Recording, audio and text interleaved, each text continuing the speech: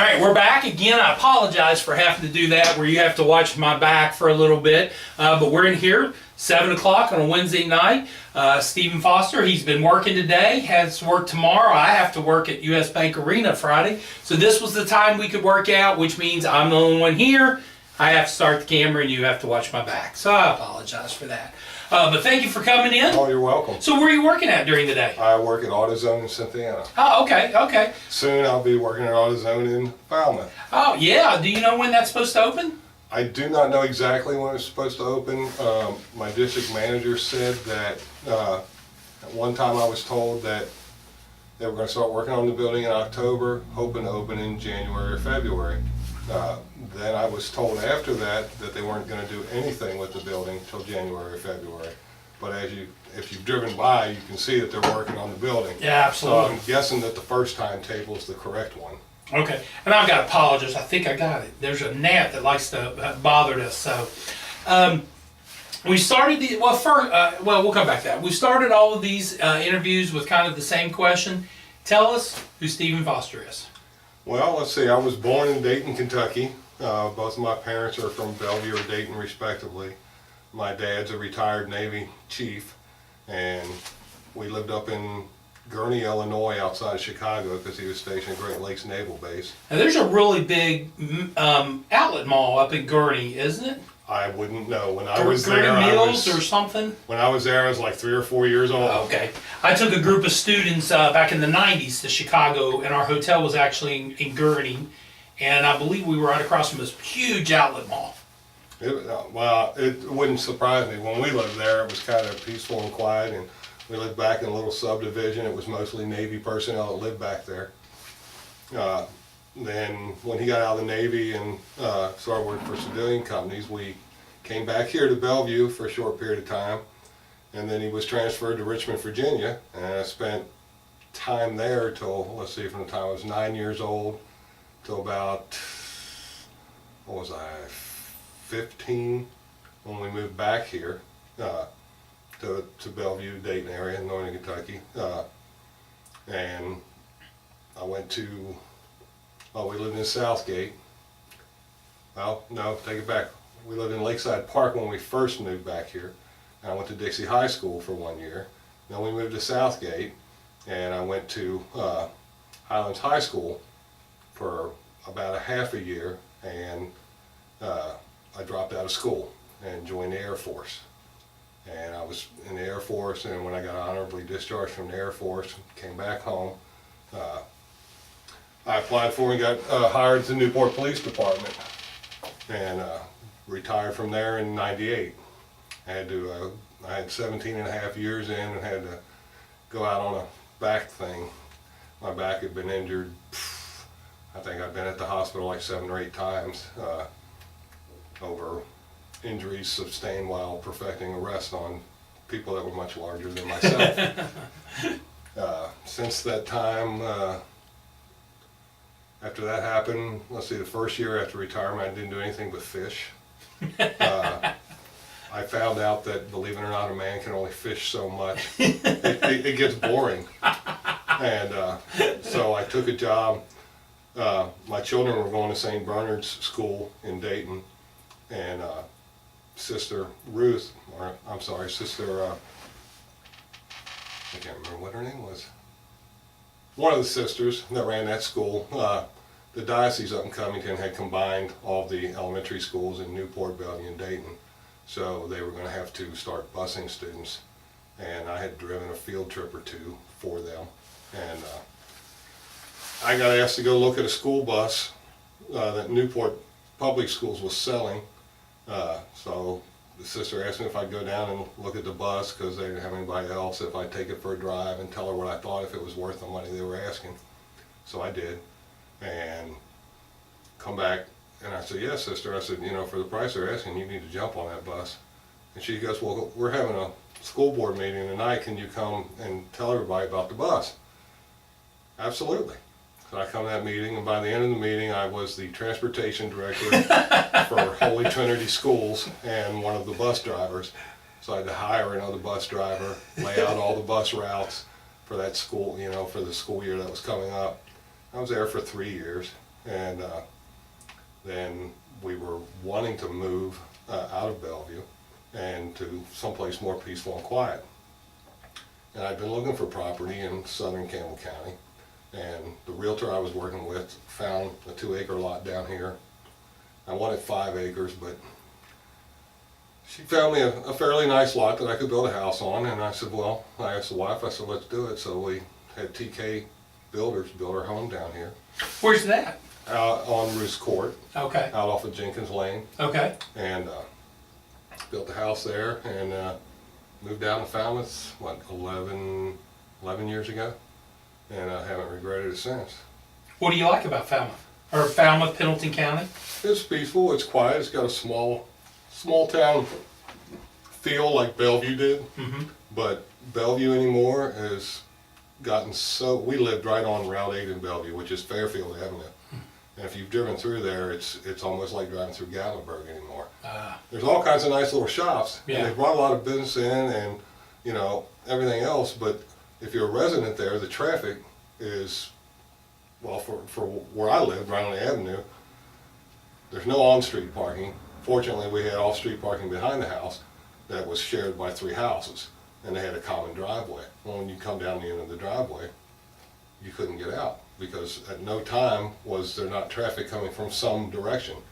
And people are rude up there sometimes. They don't let you out.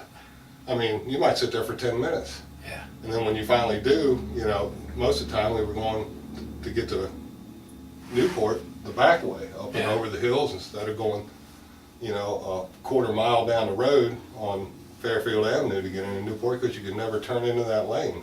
Okay. So, I like it because it's quiet here. The other thing I like is I had enough room to not only build my house, but I've got a fairly large outbuilding where I work on old cars, and I have a couple cars in there, and it gave me room to keep my motorcycle in there, and stuff I never had room for living where we lived in Bellevue. Well, let's go back a little bit. What did you do in the Air Force? I was security police. Okay. Fit right in with what your career was afterwards. Well, That's right when I got out, it was like, well, I did roofing when I was a teenager during the summers. That's a hard job. Yeah, and I could see that was going to wear me out pretty fast. Yes. You don't see a lot of old roofers. That's very true. And I got to looking like, well, you know, I got to have to find a job, and what do I have experience doing, and that was it. So, and it kind of, it's really a funny story about, I don't know how much time you have. We're just talking. I was working, doing roofing after I got out of the Air Force, and I had applied to the Newport Police Department. And back then, the process was really drawn out. I think I took the written test in like September of '81, and then they'd call you up like about a month later and say, well, yeah, you know, we need to go down and do this physical. So you go down and do that. And then about a month later, you get another call, and it was like, well, we need you to go do this psychological. Okay, so you go do that. And then it was like, well, about 2 months went by, and it's like, well, we need you to come do the physical agility. So I ran the 1.5 miles and a bunch of other things you had to do, but it was February and we ran it outdoors. So if you can imagine sucking that ice cold air into your lungs as you're running, and I mean, I never was a runner, and so I passed that, and it's like, well, we'll get in touch with you. So like I say, I was roofing, I was a foreman, and I came home one night and I get this telephone call. Well, no, I take it back. I come home, my wife says, I got this telephone call from the city of Newport. They said if you want that job, you need to come down to the city council meeting tonight. And I'm thinking, well, did my boss, Ron, did he bid a job for the city and not tell me? and tell them, well, you know, here's my contact person, Steve. So I put on a suit and went down to a meeting thinking I was going there to get a roofing job. That's funny. And I ran into 2 or 3 of the guys out in the hallway, where there were 5 of us hired that night. I ran into the guys out in the hallway, and I said, and I recognized them from all this testing. And I said, what are you guys doing here? I don't know, they called me and told me to be here. I think maybe we're getting hired. And next thing I know, the acting chief at the time, John Warndorf, he says, you boys come on in here and sit down. So we sat right in the front row, and they're having a council meeting, and next thing I know, they're telling us to stand up and raise our right hand. And I looked at, well, Phil, I said, I guess we're hired. You had no clue of what No. you were getting paid or anything No, like that? no, not at all. You thought you were doing a roofing job. Yeah. That's a great Like, story. well, okay. Oh, I love stories, and that's a good one. That's a good one. I bet you in the '90s, we don't have time for those, but I bet you have some good stories about downtown Newport in the Oh, yeah. '90s. It was just starting to change. They had seated in new council and mayor, their reform candidates, and who were set on, cleaning up the town and the image. And they have. I mean, when I started there, when you're talking about town, it's maybe 5 miles wide at its widest point. Yeah. And in that town, there were 20 plus places that had adult entertainment. Yeah. And now there's 2, Mhm. and So you were on the ground, but you've seen a rebirth and a reform of a city. oh yeah, Yeah. yeah, between the downtown and getting rid of the type of businesses they didn't want, and then also, the development of the east end of Newport, the historic homes, and people remodeling those and bringing it back to the glory that it once was, and even the construction and stuff now that's going on in the west end, because they eliminated a lot of the public housing under the theory of, when you group everybody together like that, it creates, problems. And they took the people that were on Section 8 in government housing, and they spread them out throughout the city, and so everybody wasn't living in one, same group, so you didn't have that hot trouble spot all the time. And, it seemed to work out real well. Well, let's go ahead and get started. And that's a good segue into one of our questions that we start off that we've asked and we've had a conversation about, and it might be the most asked question that I've been asked to make sure to ask all the people is, how do you develop businesses? How do you draw more businesses to Pendleton County to create jobs, to create amenities for people, to attract people to come here? Well, there's a couple of things, I think. I mean, one thing in particular is like with the company that I work for, and to some degree it was self-serving, because if there was an AutoZone here in Falmouth, I don't have to drive every day to Santa Ana to work. But I started probably 3 years ago, probably 3 or 4 years ago, speaking with my district manager at the time. I said, why don't we open a store in Falmouth? Well, go take pictures of the buildings that are available and email those to me. So I did, and I didn't hear anything for the longest time. And there were other discussions like how many garages there are to supply parts to, and I tried to find out as much information as I could for them. And it seemed like nothing was ever going to become of it. And then just recently, I guess it just takes a time when you go through a corporate thing like that, because they're a big company. And finally it's like, well, there's going to be a store in Falmouth. And I really didn't believe it up until I actually saw the property transfer in the paper. Yeah. And it was like, okay. About how many jobs do you think that they're going to be supplying to our area? Well, at our store, because you have some part-time people, some full-time people, there'll be at least probably 4 or 5 full-time people and probably 6 to 8 part-time people, because that's about what we have. I mean, we're a small, in the AutoZone empire, we're a small store in Santa Ana, and we have about, we got like 10 or 11 people on our payroll. Gotcha. So, it's going to bring some jobs and, some more choice. I posted on my Facebook page about the fact that AutoZone was coming, and I was happy because I've been encouraging them and advocating for it and lobbying them, and it's finally going to happen. And a few people commented, well, it's not like the other 2 auto parts stores are having a hard time, sarcastically. And it's like, well, I understand, competition is good for everyone.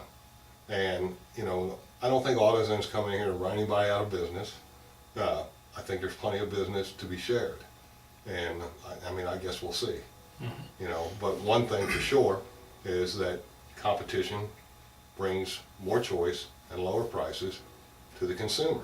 So, you know, the consumer should be happy. But it is scary for those people who are in those two other establishments, their jobs, the ownership. It is naturally scary when you know somebody's coming in to compete with you. Oh, and I'm sure it was scary for Wyatt's when Dollar General came in and started selling food. Oh, heck yeah. But you know, that seems to be working out. And you can't have change without maybe sometimes making a few people concerned, or ruffling a few feathers, for lack of a better way to say it. With change comes change, and you have to adapt. Yeah. Yeah. And sometimes you don't have that choice. Sometimes the change comes whether you want it or not, and it could be a good thing.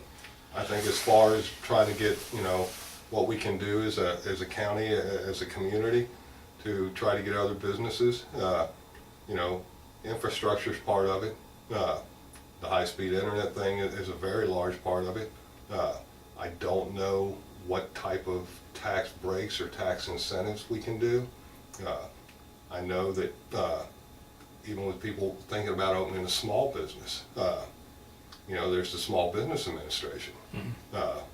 Let's see, I think their website's www.sba.gov.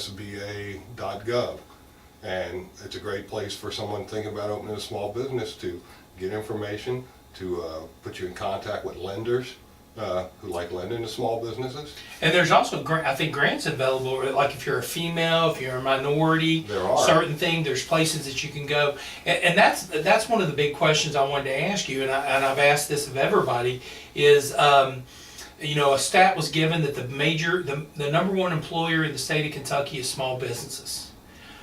The chances of us getting a Toyota, something like that, are not high. But we can have a lifeblood by encouraging small business. All these residents watching the video possibly opening up a store like an AutoZone and applying and, you know, starting to hire 10 people. And all of a sudden, if we have 8 or 9 businesses like that, we've now employed 80 to 100 people with good paying jobs. What does fiscal court need to concentrate on to encourage those small business owners to move to Pendleton County and start a business, or for our own residents to start their own business? Well, I think we kind of need to set up a contact person. Certainly, our economic development director would be probably the head person who could help them find out information about, you know, like you said, through the Small Business Administration. There may be some grants available depending upon whether it's women or minority-owned businesses or tech companies, things like that. And I think that if we try to set up some type of partnership with business owners associations, not that we have them here, but in other places. And there may be people who want to open a business somewhere else, but for whatever reason, you know, there's too much competition in that field or whatever, maybe we can encourage them to come down here. Anything else along those lines as far as encouraging businesses, what we do? You mentioned about infrastructure. What kind of things do you mean there? What are you talking about? Well, I understand that there's some county-owned property out on the AA that Bill Mitchell and David Fields have been thinking about trying to develop into some type of industrial park. However, the problem is that I don't think there's water and sewage to the location. And actually, it's a privately owned property. A company in Texas owns the property. Okay. They're wanting to turn it into a possible industrial site, and so the fiscal court is kind of trying to figure out what type of partnership needs to go on in spending county funds to develop a privately owned piece of property that may bring in an industrial site that provides jobs and raises taxes. Well, yeah, sure. So, you know, if you can get something that, you know, the taxes come from payroll, you know. and property values, taxes. yeah. And, you know, the more payroll we got, the more tax income that the county has, the more they can service, you know, the citizens of the counties with various services. But you've got to get, you know, businesses to come in here. You know, maybe another problem is, and I know Brian Thompson, the planning and zoning person, has worked diligently on trying to keep the flood insurance rates down. Yeah. And, you know, for the inner city, the areas that would be prone to flood. I don't know what else, if anything, that we can do to even get those rates lower. Like I said, I lived in Bellevue, worked in Newport. My wife's from Dayton. They all have flood walls. Mm-hmm. Dayton didn't used to have a flood wall. That's a fairly new thing. Mm-hmm. And can we get something like that here? And if we can, then the home values that are in the flood areas go up. Mm-hmm. The insurance goes zippo. Yeah. And that's good for everybody. Absolutely. Somebody who wants to build a business that's within the floodplain, the old Subway building or Hardee's or Mm-hmm. the one that sits vacant all the time. I mean, I don't know what they're asking for it, but it's probably going to be vacant for a long time, because I thought that would have been the perfect building for AutoZone. I guess it probably wasn't, because it's in the flood zone. Yeah. That's true. I don't know that to be the fact, Mm-hmm. but man, that building's got a big parking lot. Yeah. There wouldn't be, there's plenty of storage for parts, a great location, but for whatever reason they didn't go with that building. I'm going to assume that either the price of the building is sky high, Mm-hmm. and I don't know if there's anything we can work with the owner of that building to maybe get him to reduce the cost so we can get it filled. Yeah. Empty buildings they're empty tax revenue. Yeah.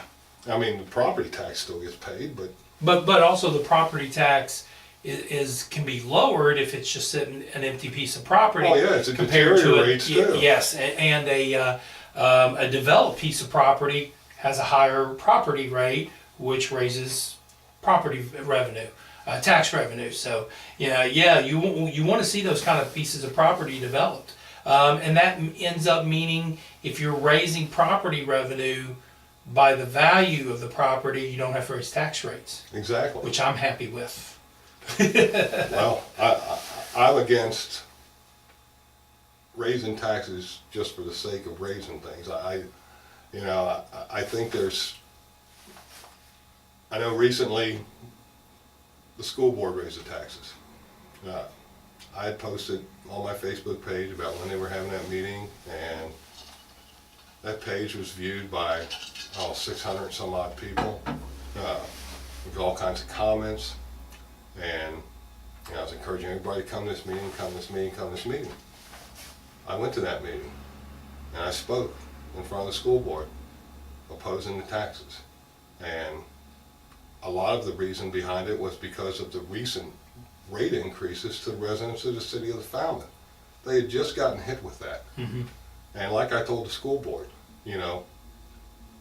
raising more taxes on top of that after these people just had this happen to them is mean-spirited and unfair.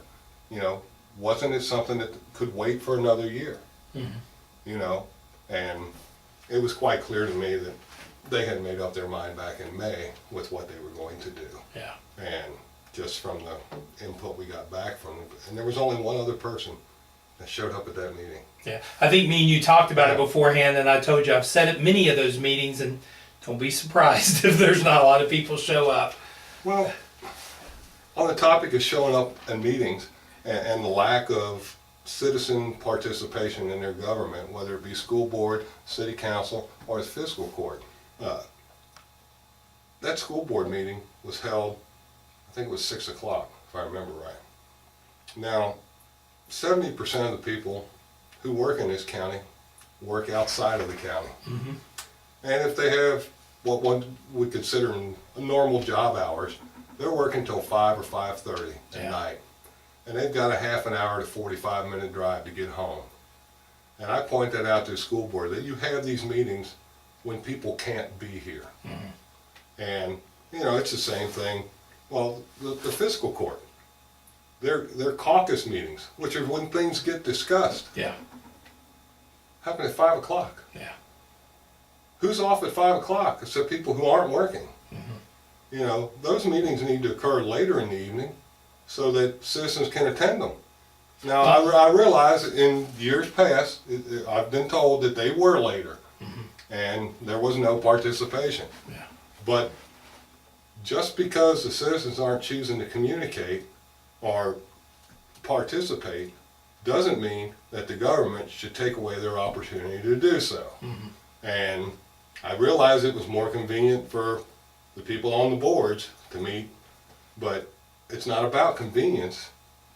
You know, you're representing people, you're supposed to be their voice, you're supposed to be able to hear what they say, but if they can't attend to say, then, you know, then you're doing it, you know, for the convenience of yourself instead of what's convenient for the citizens, the people you're supposed to be representing. I mean, that's the way I feel about it, and, you know, if I'm fortunate enough to get elected, I really would like to see those meetings get moved later in the day. A, because I work and I'd like to be able to attend those meetings. Well, and the regular scheduled meeting where they vote on the issues happen at 7 o'clock. Right. But like you said, the caucus where they start discussing it, and I joked earlier here, because I usually cover those, they start at 5, and I usually tap out after 3 hours. That's usually a Monday. We usually have press day. So I may start here at 5 a.m. and I get to 8 p.m. and a 3-hour caucus meeting, I'm done. Well, and those meetings aren't as easily advertised. I mean, when you look in the Falmouth Outlook and look at the calendar page, you see when the regular meetings are. Oh, Caucus meetings aren't even listed. okay. I'll make sure to list those. You know. Yeah, I'm not sure why, but we'll make sure that those get on there. Yeah. Kind of going on, one of the, we kind of touched upon this a little bit. When you were talking about property taxes and such, and you stated that you don't believe in tax increases, what is the best way for fiscal court to generate revenue to pay for the things that they need to pay for? Well, part of it's what we talked about, trying to get some businesses in here to generate more payroll tax. The other way is, you know, code enforcement, believe it or not, is another way to generate more tax dollars, and here's why. If you have building codes and regulations, and people are expected and to keep their property up to certain levels, the values of those properties go up. When the values of the properties go up, there's more tax base generated from the property taxes. When buildings are allowed to be run down, not only does it affect that individual building, it affects the value of the buildings around it. So, you know, we need to get rid of blight, which is driving down property values of the people around it, and you know, that will also help generate additional tax dollars. Okay. And like I said, like we talked earlier about where you stand on tax rates and stuff, so I don't want to belabor that point. One of the issues that the revenue that the fiscal court gets from the state level, as well as some of the local funds, and one of the big issues the fiscal courts look for, the infrastructure you mentioned about roads. In your district, as you see it occurring, what kind of shape are the roads in? What would you like to, where do you think that there needs to be some focus on? How are the roads in your district? The roads, for the most part, are fairly in good shape. Some of them are very thin, and 2 cars passing each other is sometimes a little sketchy, and maybe they need to be widened. I think that, and there are some roads out in the county, or in my district, specifically the road I live on is a private road. Okay. Because that area was allowed to be subdivided and developed prior to subdivision regulations. So homes were built back there, lots were sold, and the roads were never completed. So when I first moved out there, the first winter we were there, we got snowed in for like 2 days. Couldn't get out. I got a 4-wheel drive truck and couldn't get out. Wow. And I was thinking, why don't I see a plow back here or anything?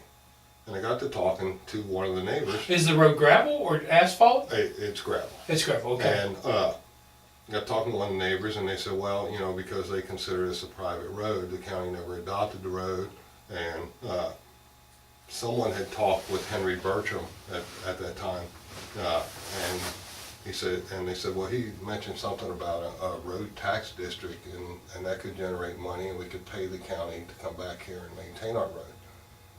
So, being the kind of guy who likes to dive in and take charge, I went and I talked to Henry Bertram, and he said, well, yeah, you can establish a road tax district, and then you can pay the county or anybody of your choosing, but you know, the county's available to provide this service, to come back and, plow the snow off the road, or at least set the blade above the gravel and knock the top of it off, and put some cinders back, and, fill in some gravel potholes in the end.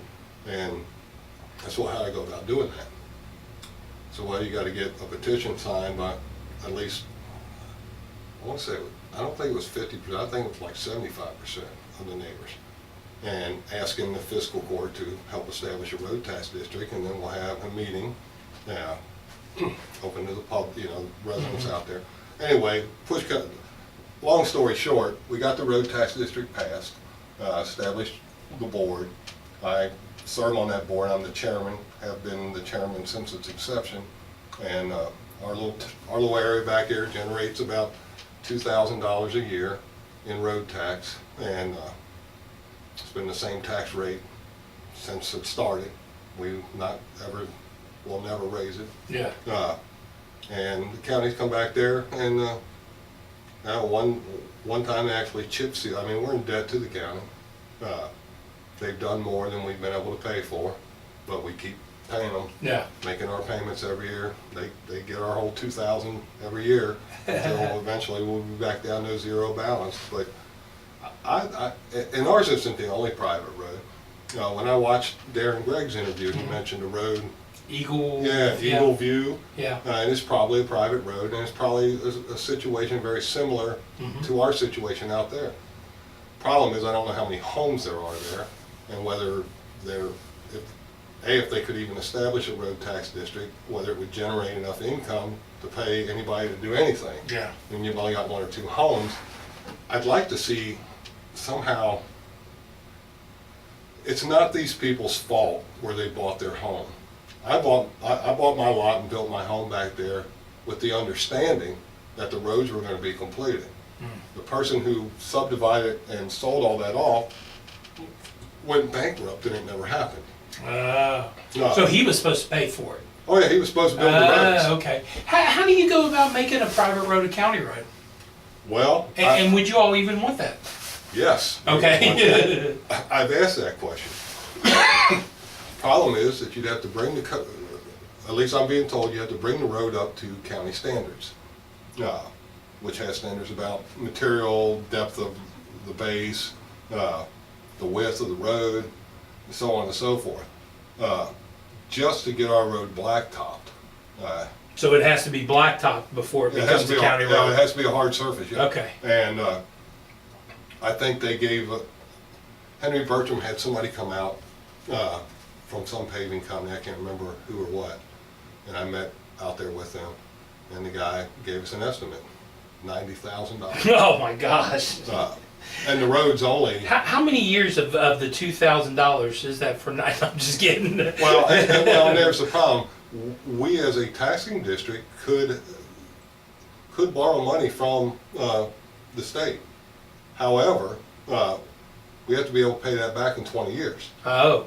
And at $2,000 a year, Yeah. you can do the math. We can't pay back $90,000. You're not even halfway Right. at that point in time. So, the only option to do that would be to pay 4 times the taxes we're paying, 5 times, and then maybe be able to do that. But there's got to be some type of grant or road aid or something, or because all those homes back there, we're all paying the same taxes. How many homes? There's like 22. Oh, there's 22 homes on this gravel road? On Roos Court and Ashley Lane. Ashley Lane is actually a cemented road. Yeah. But it's all part of that area that was subdivided. And I don't even think that Ashley, even though it's concrete, would meet well, it might meet the county's. I don't know what the width requirement is, but it's thin. 2 cars passing is really close. Yeah. Well, there's roads in the county. Oh yeah. The 2 cars aren't passing each other. Right, you got to pull off on the Yeah, shoulder. absolutely. Where my parents live, coming down Vader Road, Locke and Vader meets Vader, goes down to Flower Creek. Coming down that hill, there are not 2 cars passing and staying on asphalt. It's not occurring. And it just seems like there's something that we could do, something that could be done. And I may be 100% right.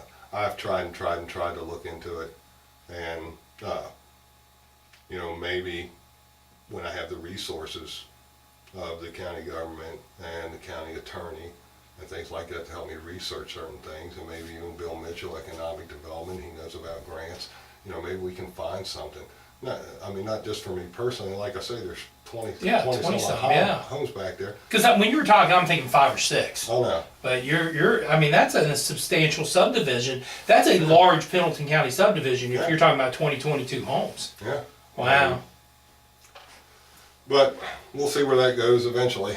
Well, one of my questions is, and this kind of segues into it, is about the ability to work together as a group, because you're representing a district, but going into a body that has to look also at the county as a whole. So that's a good example of how you've banded people together and led it to something. But are there other examples that you can share that where maybe you had to set aside some interest because it was better for the whole rather than you as an individual? Because that's what you have to do. Sometimes you have to, you know, one of the persons in here earlier said that they were pushing for their road to be taken care of, and when they went out and drove a road in somebody else's district, their road was bad, but the other district was worse. Well, and I think that's the thing. I think you have to prioritize. I think when it comes to the roads, I'd probably start with getting with the road supervisor out at the county, the road crew, and well, I'm sure he's probably well aware of the condition of the various roads, and go out and drive around and take the time to prioritize based on, you know, how bad off they are. And yeah, you know, if somebody in my district has a road that maybe has a pothole or two that can be filled, temporary, and somebody else's road is starting to slip over the hill, well, you've got to go the other way. Mm-hmm. You know, you've got to go with the road that's worse, even though it's not, you know, my district or whatever. Because you're talking, you know, the county as a whole, and trying to do what's best, you know, for everybody, what's safest for everybody. Mm-hmm. This one's going to probably hit you right in the sweet spot because of your experiences at working with police. But obviously, every small community has a drug problem that they're dealing with. How can the fiscal court go to support the local entities that are here battling this drug issue that we have? And what's the benefits to the county, obviously, of us fighting and winning this battle? Well, I think that certainly through enforcement of the current laws, I think I know from my past experience, and I also know from speaking with Eddie Quinn, that I think that an uptake in being proactive, you'd be surprised what traffic stops can lead you to. Mm-hmm. These drugs are not coming in out of the sky. You know, they're coming from Cincinnati, Northern Kentucky, and they're coming down 27, or coming down to AA and coming in off of Lennoxburg Road, whatever. But you know, you've got to be proactive in stopping vehicles that, you know, you've never seen before, that don't belong here. Mm-hmm. I mean, I know that sounds, you know, kind of elite. I remember when I was a kid, if you drove into Fort Thomas and you didn't live there, you got stopped. Mm-hmm. Every time, and especially if you were a kid. Mm-hmm. Because, you know, the cops knew who belonged and who didn't belong. Mm-hmm. And I'm sure the county cops here and the local police in Falmouth and in Butler know who belong and who don't belong. And, you know, you need to check out why those people are here. And a lot of times you'll find out that sometimes it's drugs. Mm-hmm. And if you can keep the drugs from coming in, then at least that puts a small bite into the problem. You certainly need help for those people who are addicted. And I don't know, we don't have any treatment centers that I'm aware of here, but certainly with North Key and places like that can put us in touch, and maybe we can build some partnerships with some treatment centers, and, you know, maybe through the health department they can get leads and help people find help.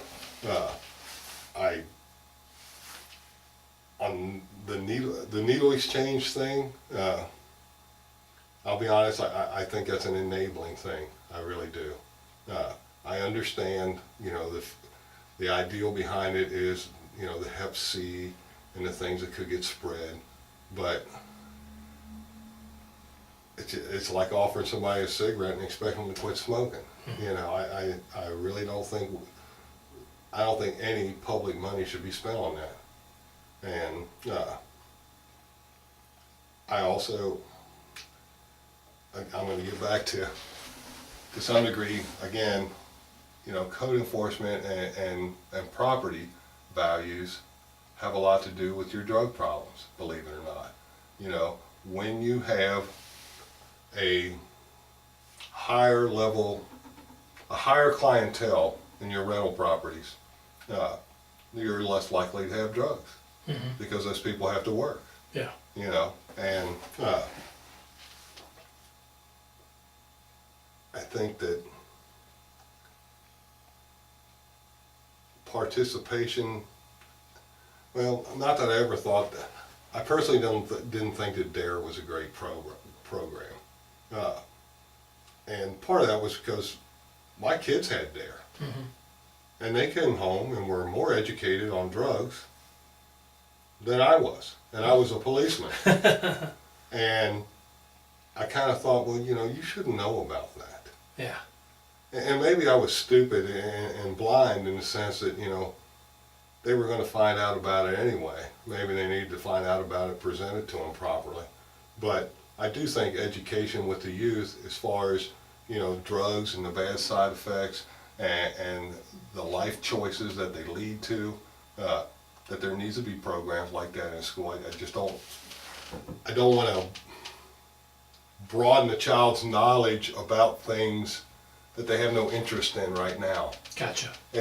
I mean, it's kind of like, oh, well, let me see about that. You know, where if you don't know as much about it, maybe you're not as curious about it. Because curiosity gets a lot of people in trouble. Yeah, very true, very true.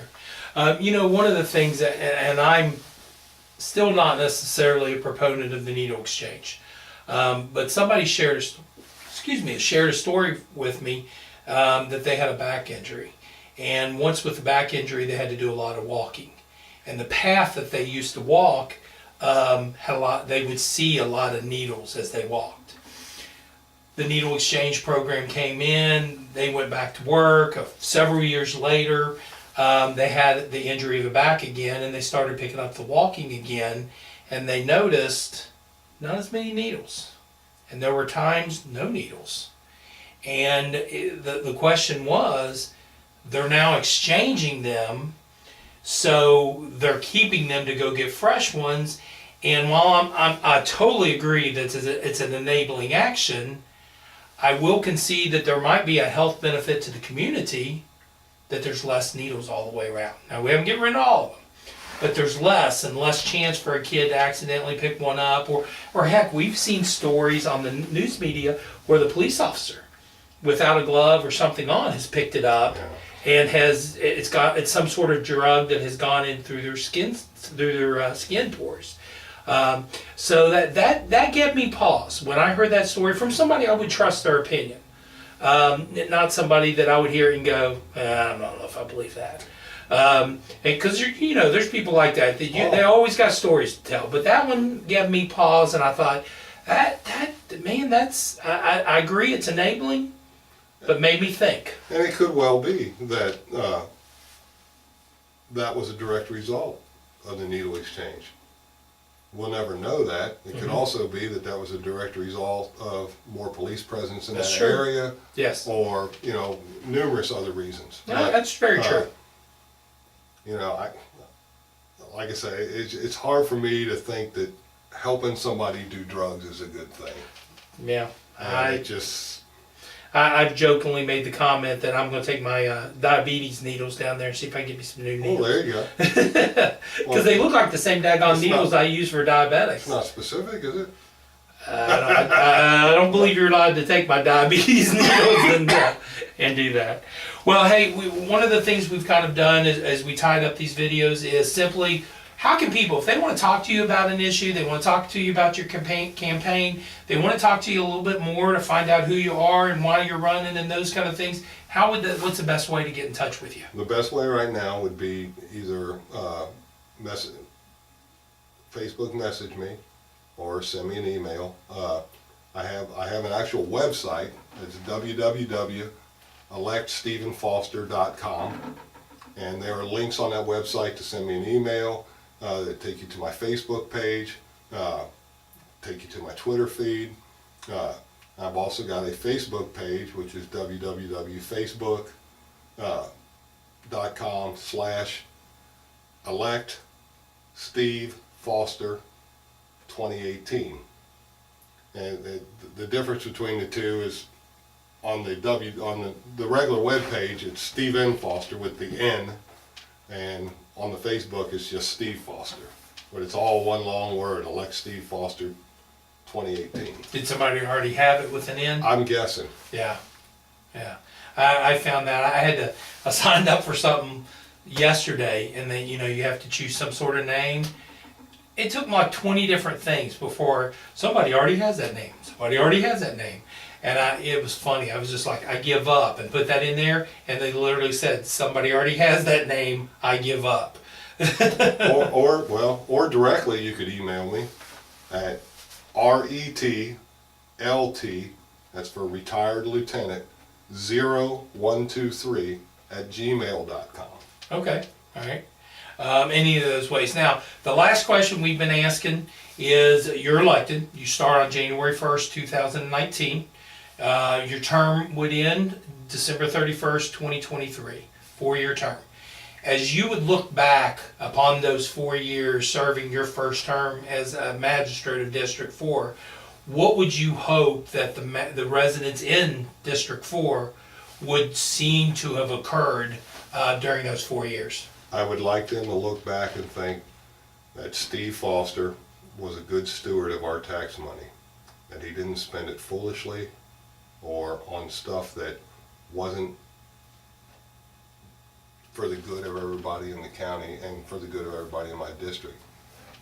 I'd like them to look back and say, I don't necessarily agree with some of the things that Steve has said or things that he's voted on, but I do agree that Steve will always do what he thinks is right and will always tell somebody, if they ask him a question, he will always tell them the truth, whether he thinks it's what they want to hear or not. And that's what I'd like people to think about me. And that's a thing that's missing in our country.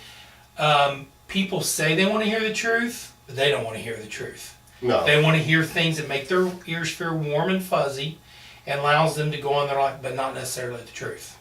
I'm one of those people who, my kids, I got 3 adult children, and they know when they come to me and ask me something that I'm going to tell them the truth, that I'm going to tell them what I really think.